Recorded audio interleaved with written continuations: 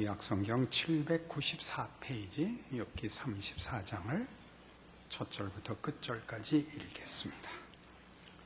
엘리후가 말하여 이르되 지혜 있는 자들아 내 말을 들으며 지식 있는 자들아 내게 귀를 기울이라. 입이 음식물의 맛을 분별함같이 귀가 말을 분별하나니 우리가 정의를 가려내고 무엇이 선한가 우리끼리 알아보자. 욥이 말하기를 내가 의로우나 하나님이 내 의를 부인하셨고 내가 정당함에도 거짓말쟁이라 하였고 나는 허물이 없으나 화살로 상처를 입었노라 하니 어떤 사람이 욥과 같으랴. 욥이 비방하기를 물 마시듯 하며 악한 일을 하는 자들과 한패가 되어 악인과 함께 다니면서 이르기를 사람이 하나님을 기뻐하나 무익하다 하는구나. 그러므로 너희 총명한 자들아 내 말을 들으라. 하나님은 악을 행하지 아니하시며 전능자는 결코 불의를 행하지 아니하시고 사람의 행위를 따라 갚으사 각각 그의 행위대로 받게 하시나니 진실로 하나님은 악을 행하지 아니하시며 전능자는 공의를 굽히지 아니하시느니라. 누가 땅을 그에게 맡겼느냐? 누가 온 세상을 그에게 맡겼느냐? 그가 만일 뜻을 정하시고 그의 영과 목숨을 거두실진데 모든 육체가 다 함께 죽으며 사람은 흙으로 돌아가리라. 만일 내가 총명이 있거든 이것을 들으며 내 말소리에 귀를 기울이라. 정의를 미워하시는 이시라면 어찌 그대를 다스리시겠느냐? 의롭고 전능하신 이를 그대가 정죄하겠느냐? 그는 왕에게라도 무용지물이라 하시며 지도자들에게라도 악하다 하시며 고관을 외모로 대하지 아니하시며 가난한 자들 앞에서 부자의 낯을 세워주지 아니하시나니 이는 그들이 다 그의 손으로 지으신 바가 됨이라. 그들은 한밤중에 순식간에 죽나니 백성은 떨며 사라지고 세력 있는 자도 사람의 손을 빌리지 않고 제거함을 당하느니라.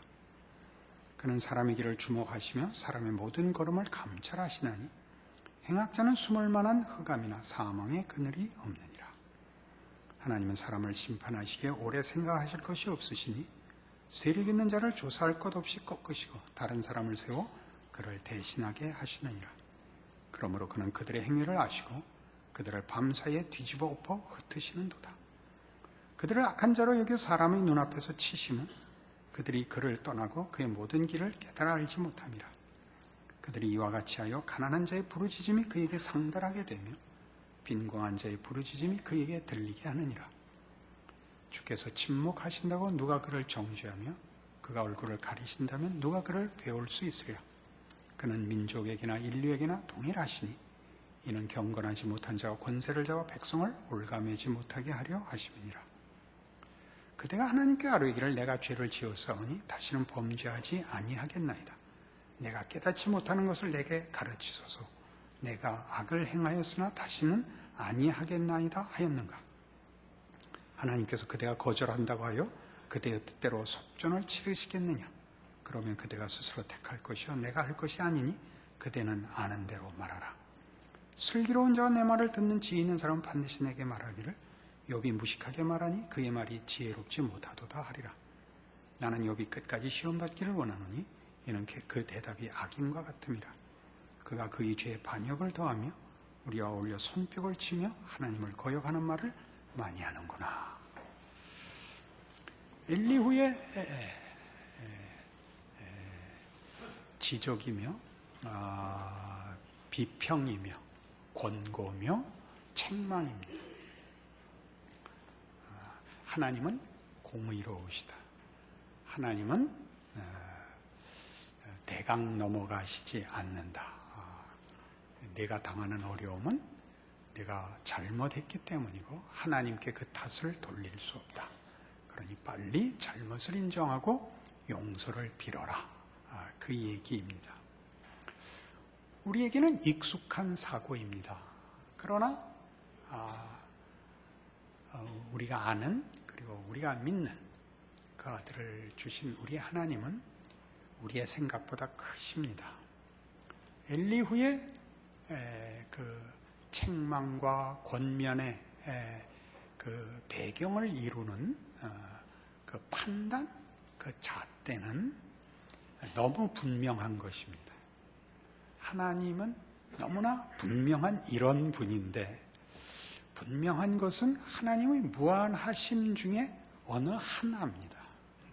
우리가 이해하고 아는 것보다 하나님은 더 크신데 분명하면 자꾸 그 아는 것 하나로 하나님을 자꾸 제한을 하게 되는 바로 그 실수를 하고 있는 것입니다. 우린 지난 시간에 이런 내용 살폈습니다. 엘리후의 그 책망의 첫 번째가 진심, 의로운 분노였죠. 그러니까 기독교는 내가 얼마나 그 순결하고 사심 없는 열정을 가졌는가에 관한 종교가 아니라 사랑의 종교였습니다. 사랑의 종교라는 건 상대방을 끌어안는 겁니다. 상대방을 기다리는 겁니다. 근데 이 진심은 상대방을 위한 것이 아니라 자신을 위한 것입니다. 그 둘의 차이를 아시겠습니까? 물론 우리는 늘 거짓되고 틀리니까 진심이라는 것이 큰 것이지만 사심을 가지지 않는다. 거짓말을 하지 않는다는 건 큰 것이지만 그건 자기 하나에 묶이는 것이고, 기독교는 죄인을 위하여 찾아오신 하나님, 하나님 사랑하고 네 이웃을 사랑하라는 종교입니다. 그걸 넘어서야 되는 게 대단히 어렵습니다. 진심이란 말 속에는 넘어서는 것이 상대방을 위해 넘어서는 것이 아니라 상대방을 내 욕심껏 움켜쥐려고 넘어서는 것이기 때문에 사심이 없다는 것이 큰 가치가 됩니다만, 기독교는 사심이 없는 것보다 훨씬 큽니다. 사랑이니까요. 오늘도 그 얘기입니다. 엘리후는 하나님의 통치와 인간에게 허락한 하나님의 그 궁극적 뜻이 옳고 그름으로 둘로 나뉘어 있습니다. 잘한 것과 잘못한 것, 옳은 것과 그른 것, 실패와 성공, 깨닫는 것과 무지한 것, 회개하는 것과 고집을 부리는 것, 이게 둘이 나뉘어 있습니다. 그러면 에베소서 1장에 한번 가보십시다. 신약 성경으로 넘어오셔서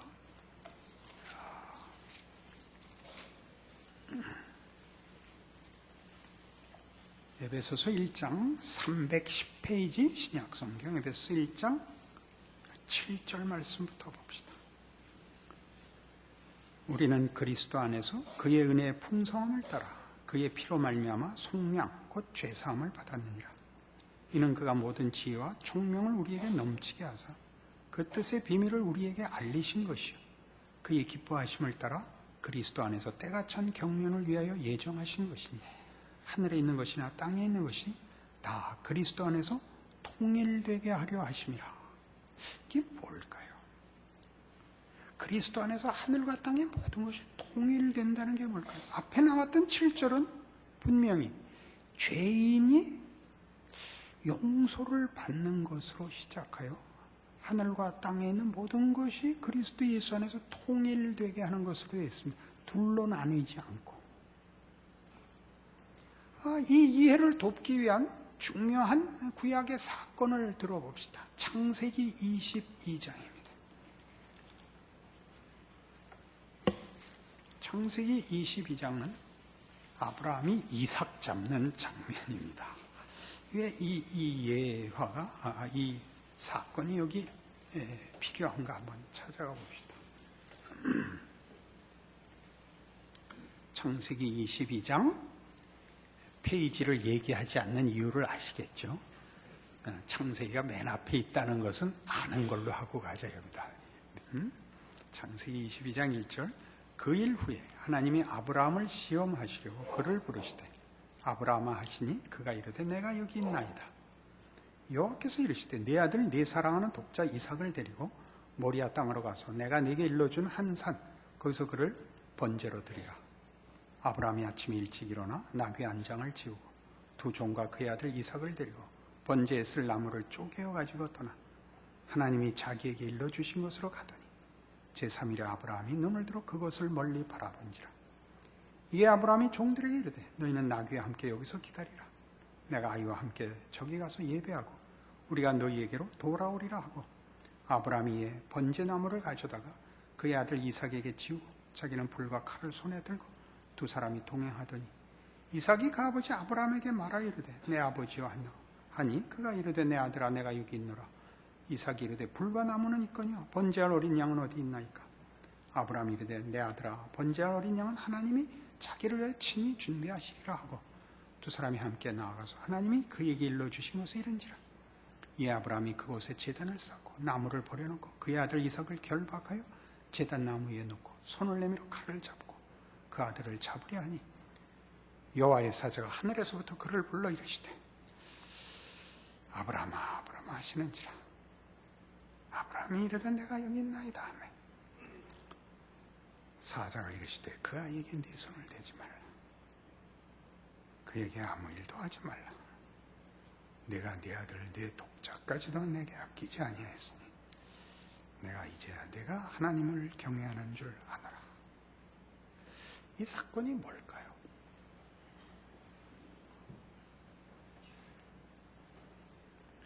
이삭은 100살에 받은 아이입니다. 낳을 수 없는 아이를 주셨죠.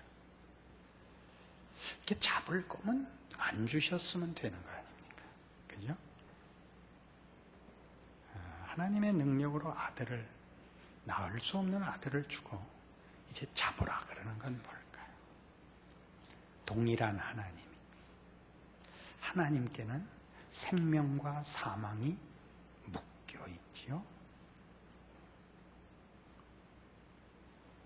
이 사건을 아브라함이 얼마나 믿음이 좋았는가로 끌고 가지 마시고 하나님께 시선을 옮겨 보십시오. 내가 네게 내년에 아들을 주겠다니까 아브라함이 웃었습니다. 기억나시죠? 너 웃었다. 너 애 낳은 이름을 이삭이라고 저라 그런 거예요. 이삭의 뜻이 뭔데? 웃음이었거든요. 네가 웃었다. 그렇게 준 아들인데 잡으라는 거 아니에요. 동일한 하나님이.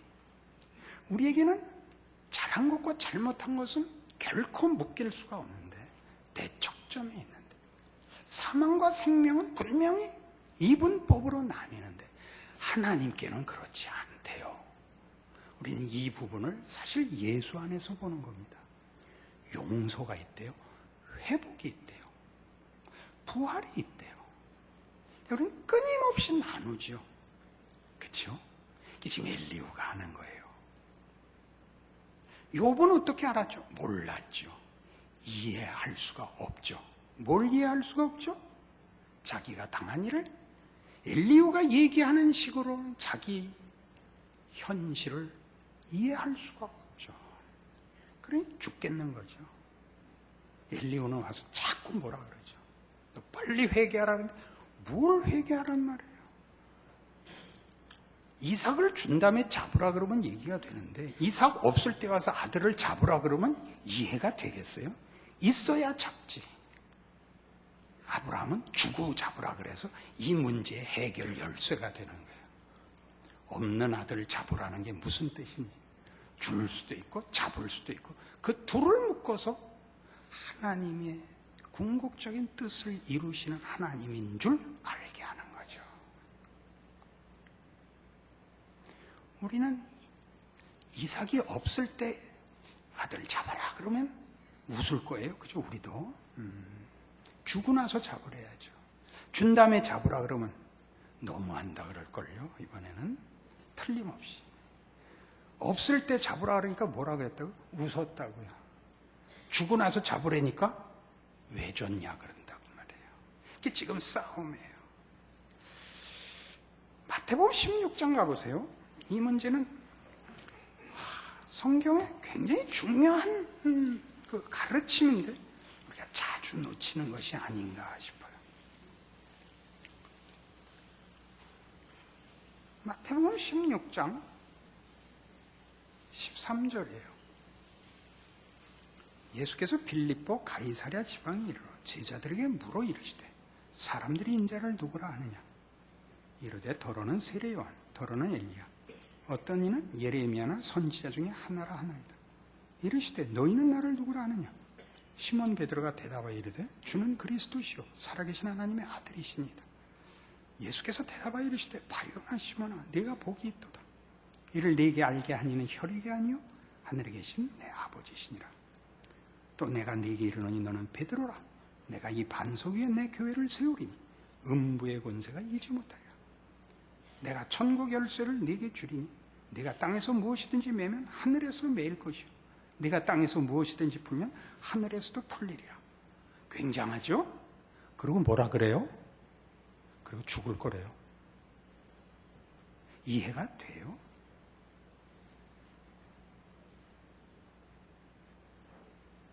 주는 그리스도시요 살아계신 하나님의 아들이라는 고백, 그 내용 위에 교회를 줘요. 음부의 권세가 이기지 못할 거예요. 천국 열쇠를 맡겨. 그리고 죽으신대요. 누가 그걸 이해하겠어요? 그 베드로가 나섰죠.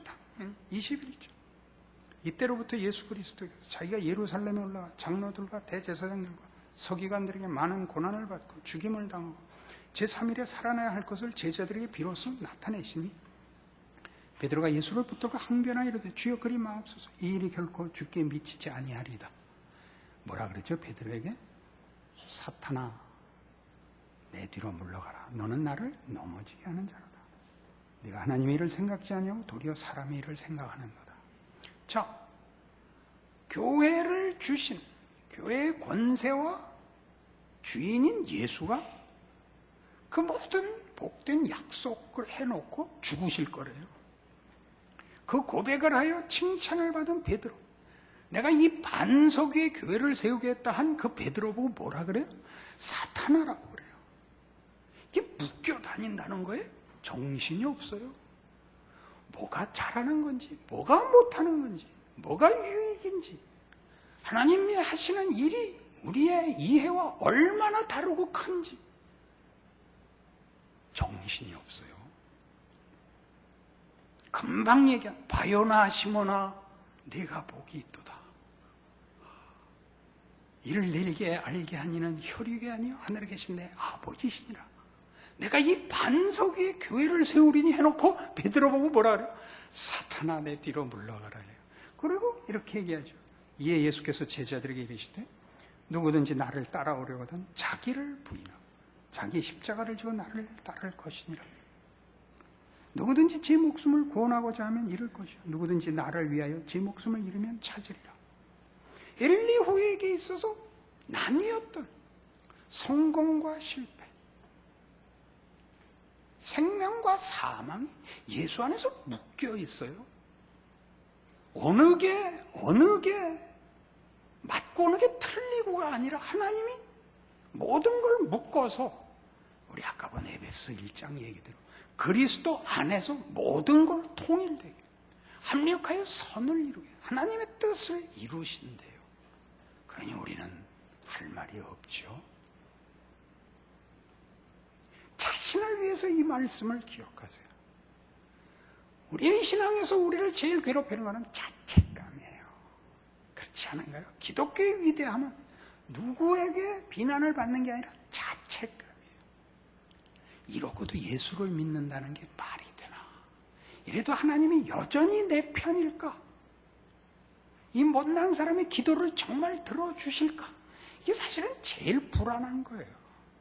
지금 그 얘기하는 거죠. 베드로가 사탄이 되는 거예요.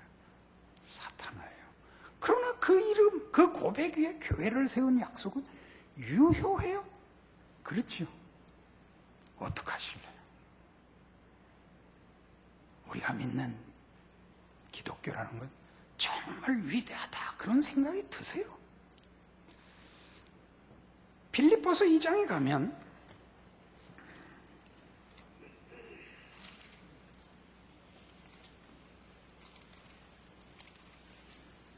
5절 이하에 자주 인용하는 예수 그리스도 찬가라는 이름을 붙인 학자들이, 성경학자들이 붙인 이름이죠. 예수님에 관한 이 선언이 있어요. 2장 5절 너희 안에 이 마음을 품으라. 곧 그리스도 예수의 마음이니 그는 근본 하나님의 본체시나 하나님과 동등됨을 취할 것으로 여기지 아니하시고 오히려 자기를 비워 종의 형체를 가지사 사람들과 같이 되셨고 사람의 모양으로 나타나사 자기를 낮추시고 죽기까지 복종하셨으니 곧 십자가에 죽으심이라. 이러므로 하나님이 그를 지극히 높여 모든 이름 위에 뛰어난 이름을 주사 하늘에 있는 자들과 땅에 있는 자들과 땅 아래에 있는 자들로 모든 무릎을 예수의 이름에 꿇게 하시고 모든 입으로 예수 그리스도를 주라 하시나요? 하나님 아버지께 영광을 돌리게 하셨느니라. 그는 하나님의 본체예요. 하나님과 동등한데 그것을 놓으시고 종으로 오셨대요. 그러니까 하나님의 영광과 종으로 와 자신을 내어줘 죽는 것이 묶여 있어요. 어떤 의미에서 같은 가치와 같은 어떤 목적과 같은 어떤 내용이래요. 무시무시하지 않아요? 그러면 겁날 게 없어요. 생각해 보세요. 건강해야 되고 돈이 있어야 되는 이유가 뭐죠? 무서워서 그렇죠. 무서워서. 뭐가 무섭죠? 밀리잖아요. 그죠?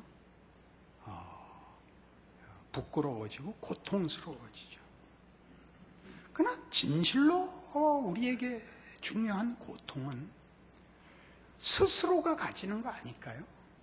인생, 인간됨 이런 것 자체에 대하여 깊은 허탈감이 드는 것이 가장 무섭죠.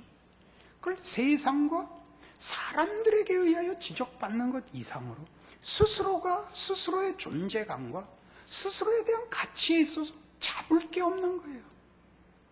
기독교 신앙의 위대함은 이거예요. 하나님이 우리를 사랑한대요. 우리의 죽음의 자리까지 쫓아 들어오시고 우리를 위하여 당신이 죽을 수 있대요. 그 이상 뭘 바라겠어요?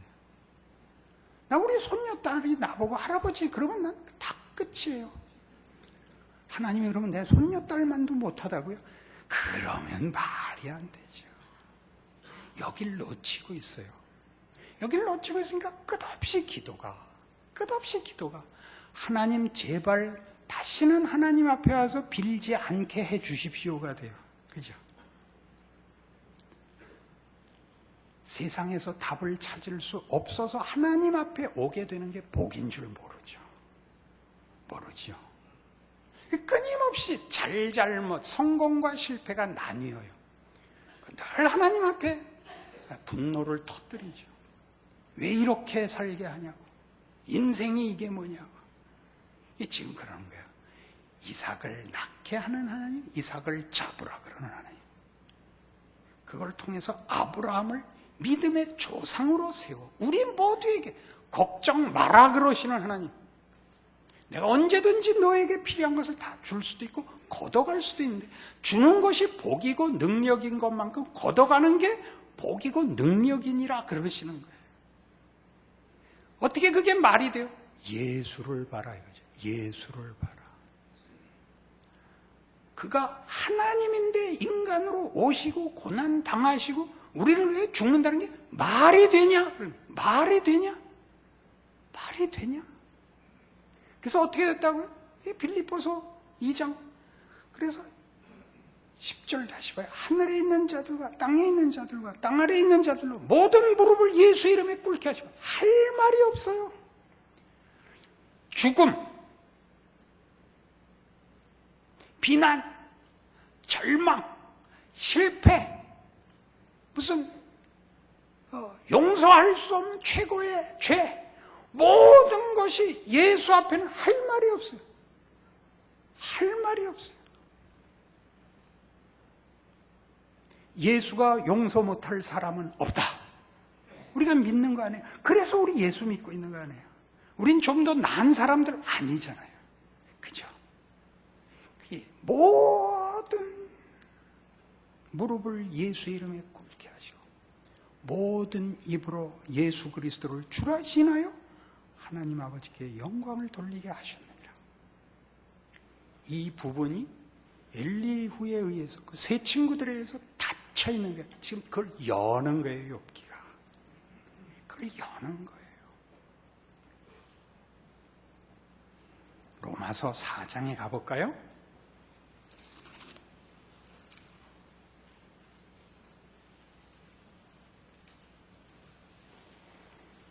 아브라함 얘기로 돌아가는 겁니다. 로마서 4장 13절. 아브라함이나 그 후손에게 세상의 상속자가 되리라고 하신 언약은 율법으로 말미암은 것이 아니요 오직 믿음의 의로 말미암은 것이니라. 만일 율법에 속한 자들이 상속자이면 믿음은 헛것이 되고 약속은 파기되었느니라. 율법은 진노를 이루게 하나니 율법이 없는 곳에는 범법도 없느니라. 이게 무슨 말일까요? 율법이 아니라는 게 무슨 뜻일까요? 율법은 잘잘못을 나누는 경계선이에요. 그죠? 율법은, 법은 잘한 것과 잘못한 것을 나누는 경계선이에요. 믿음은 그런 경계선이 아니에요. 믿음과 사랑은 그런 경계가 없어요. 그건 다 끌어안는 거예요. 제가 왜 제 손녀딸을 사랑하게요? 그건 나도 몰라요. 그 여러분이 어떻게 알겠어? 내가 모르는데. 모르면 안 해요? 무슨 소리예요? 벌써 안고 있는데. 무슨 소리예요? 사랑이 뭔지 아세요? 믿음이 뭔지 아세요? 이 경계를 넘어서는 거예요. 믿음으로 불렀다는 얘기는 그런 경계 없이, 조건 없이 하나님이 부르신다는 말이에요. 그래서 아브라함을 세운 거예요. 아브라함을 세운 거예요. 아브라함이 훌륭해서가 아니라 아브라함을 세우자 아무도 할 말이 없어진 거예요. 그러므로 상속자가 되는 것이 은혜에 속하기 위하여 믿음으로 되나니 이는 그 약속을 그 모든 후손에게 굳게 하려 하심이라. 율법에 속한 자에게뿐 아니라 아브라함의 믿음에 속한 자에게도 그러하니 아브라함은 우리 모든 사람의 조상이라. 기록된 바 내가 너를 많은 민족의 조상으로 세웠다 하심과 같으니 그가 믿은 바 하나님은 죽은 자를 살리시며 없는 것을 있는 것으로 부르시는 이시니라. 아브라함이 믿은 하나님은 어떤 하나님이라고요? 정의의 하나님이 아니고 무에서 유를 창조하는 분이고 죽은 자를 부활시키는 하나님이래요.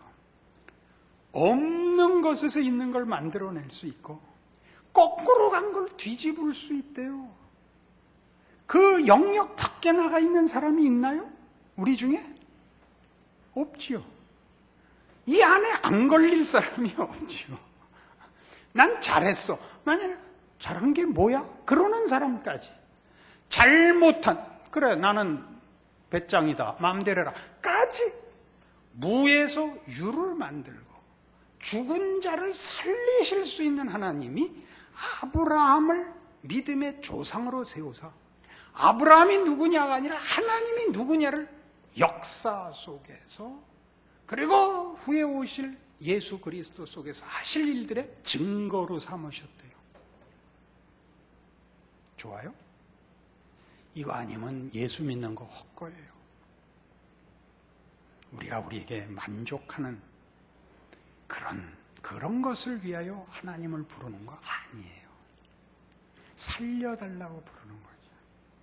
이 하나님이 그 아들을 우리를 위하여 보내신 하나님이에요. 옛날에 아브라함을 세워서 믿음의 조상으로 세운 하나님이기 때문에 아무 때나 언제나 어디서나 무슨 일로나 부를 수 있는 거예요. 하나님이 당신을 뭐라고 부르래요? 다 해보세요. 누구라고 부르래요? 아버지. 아버지. 하나님 아버지. 그럼 끝이에요. 뒤에 더 군말할 거 없어요. 하나님 아버지. 욥기가 뭘 하고 무슨 얘기를 하려고 여기 있는지 이해하시겠어요? 여러분이 믿는 신앙의 고백, 예수를 믿습니다. 하나님은 우리 아버지십니다라는 말이 무슨 뜻인지 아시겠어요? 얼굴 펴고 돌아가세요. 기도하십시다. 하나님 아버지 은혜를 감사합니다. 하나님 아버지, 그 아들을 주신 우리 하나님, 우리를 사랑하시고 구원하시고 하나님의 영광된 이름을 주시려고 그 아들을 보내신 하나님, 주의 말씀을 따라 이제 우리의 자리, 우리의 형편, 우리의 못남 속에서 하나님을 부릅니다. 예수 안에서 하늘과 땅의 모든 것이 통일되는 것 같이 우리의 인생과 우리의 운명과 우리의 믿음과 우리의 자리도 예수 안에서 하나님의 자녀인 것으로 기뻐하며 자랑하며 승리하도록 이 저녁 우리 믿음의 식구들과 그 삶에 축복하여 주시옵소서. 예수님 이름으로 기도합니다. 아멘.